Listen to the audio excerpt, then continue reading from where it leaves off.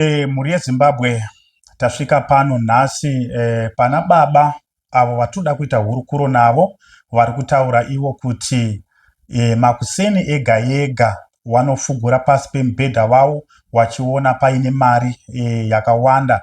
Saka toda kuti timbonzwe kuti chii chakaitika kana kuti wakazvifambisa sei kuti ivo vanga vachiwana mari iripo pasi pemubhedha. Baba makadii? Tiripo makadiyo.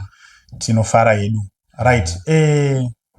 Tangonzwa karinyere kupe kekuti mimi makuseni ega ega munofuma muchiona mari iri pasi pemubhedha. Chingava chiri chokwadi here? Hongu ichokwadi.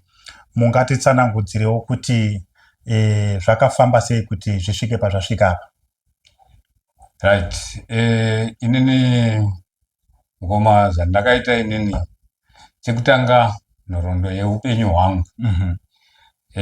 Ndakakura ndichitambura. Ndakaedza kushanda makawanda. Ndakashanda kumagweja, ndikaenda kupi, ndikapinda mumakambani akawanda. Ndikaona zvisiri kupatsengura. Ndingati pari zvinezvi ndane 50 years asi hapana kana chakabuda chandinacho ndakashaya. Saka ndakazoonawo mumwe munhu akandipawo imwe idea.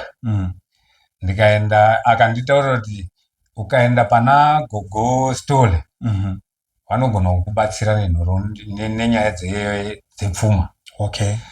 Saka ndakazotora nhanho dzekuti ndiende kwa Gogo Stole.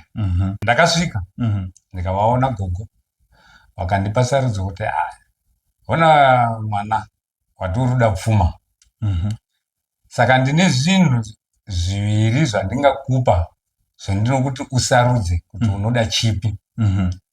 Saka pazvinhu zviviri zvavakandipa vakanditi unodei kuti ufambe nebhegi mutaundi, uchitenderera mutaundi wakadzvara bhegi rako wozongoona bhegi razara nemari. Okay. Kana kuti wonyora mazita ehama dzako todziisa muhari pavanenge vachishanda paya pavanenge vachishandira iwewe. Unongosvika mumba kana kuti unofuma mumba makuseni ega ega uchitarisa kana kuti pasi pemubhedha kana pasi pemetress uchingotarisa inenge ingori mari yega yega. Saka ini ndakaona kuti imwe mhiko yekuti mutaundi makuseni ega ega ndinogona kuzvitadza nenyaya yekuti pamwe pacho ndinofuma kana kuti ndiri kumusha. Okay. Pamwe pane program ichange iriyo kumusha ndinenge ndatodarikira mhiko yekuti ndifume ndiri mutaundi ndichitanga kupinda mutaundi. Saka ndakangosarudzawo yekuti ndikanyorawo hangu mazita ehama pamwe pavanenge vachishanda paya paya inini ndichifuma hangu mari iripo. Izvo zvezvo ndakazoona zvisina effect yekuti ndichazodarikira mhiko iyoyo nekuti kundonyora kwakusiya. Okay. Saka ndo mhiko yandakasarudza hangu yekuti ndakunyora mazita ehama dzangu. Ndikaisirwa muchihari chandakaisirwa. Ndaisirwa muchihari ichocho ndakandozi ndinochichengetedza pandinochichengetedza. Hapasikafanirwa kubatwa neumwe munhu. Zvokuti dai isiri mhiko yekuti ndakazi hachifanirwa kubatwa kana kuti kuratidzwa vanhu. Pamwe ndingadai ndakuratidza asi handigoni baizvozvi nekuti hamufanirwi kutochionawo futi nemimi wacho. Okay. Saka every day muri kutofuma muchiona mumba muine mari kudai? Samaonere yamuri kutoita ipapapa ndo zvandinongofuma zvakaita. Ini ndinongofuma ndorongedza mari yangu. Okay. Ndarongedza mangwana zvinongofuma futi zvakadai. Ini semhiko yandakapiwa naGogo hazvina effect. Okay. Kunze kwekuti ndazokundikana pamhiko dzavakandipa. Alright. Asi kana pasina kukundikana handina kumbonzi pane dambudziko. Ini mari yangu inoshanda pese pandinoda kuishandisa. Okay. But pandiri kuda kunyatsonzwisisa imari chaiyo chaiyo here? Ndinotenderwa here kumboibatawo kana kumbondibatisawo ndimbonyatsonzwa kuti imari chaiyo. Ndiyo mari chaiyo chaiyo. Regadza ndikuratidza kuti imari chaiyo chaiyo.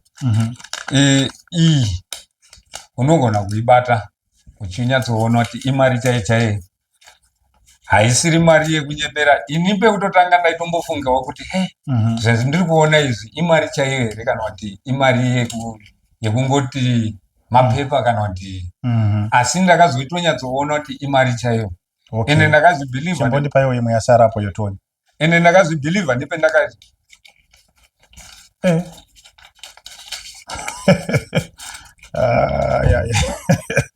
chero kunotenga ndakatonyatsoona ndichizama kotenga. Pandakatanga kuiona ndakafunga kuti regedza ndimbotirai ne$100 kuti ndimboende kotenga ndione kuti imari chaiyo here.